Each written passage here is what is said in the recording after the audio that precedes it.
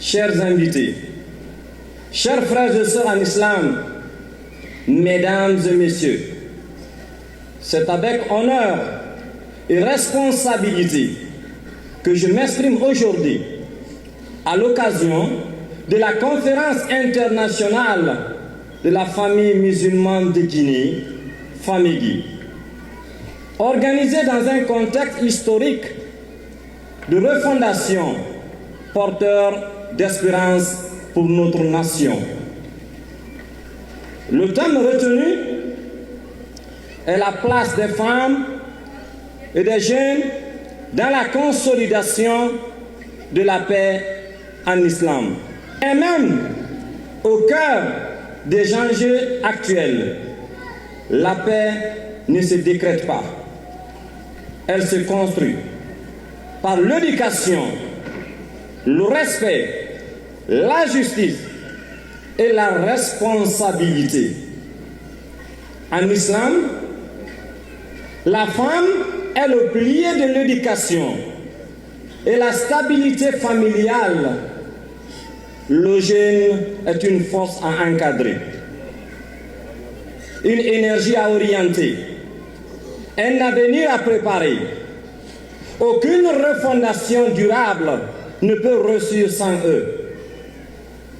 Nous avons l'honneur d'accueillir des conférenciers internationaux de haut niveau.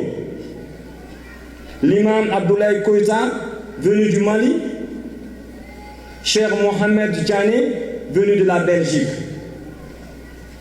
Aux côtés de nos éminents érudits de Guinée, leur présence traduit l'universalité du message de paix de l'islam, de la consolidation entre les peuples.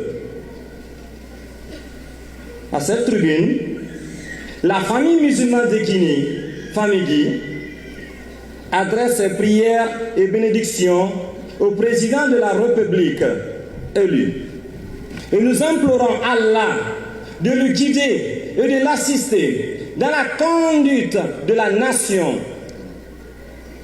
Nous saluons également les efforts constants des autorités religieuses actuelles, notamment dans l'organisation exemplaire du Hajj de ces dernières années. Les avancées significatives dans la construction de la direction des mosquées, y compris la gestion responsable de la question sensible des conseillers de mosquées, facteurs de paix dans nos lieux de culte. Ces actions renforcent la crédibilité et le rayonnement de l'islam en Guinée. À l'issue de cette conférence, la famille musulmane de Guinée, Famigui, formule 4 recommandations majeures. Qualifier et reconnaître les écoles franco-arabes afin de garantir un enseignement de qualité structuré. 2.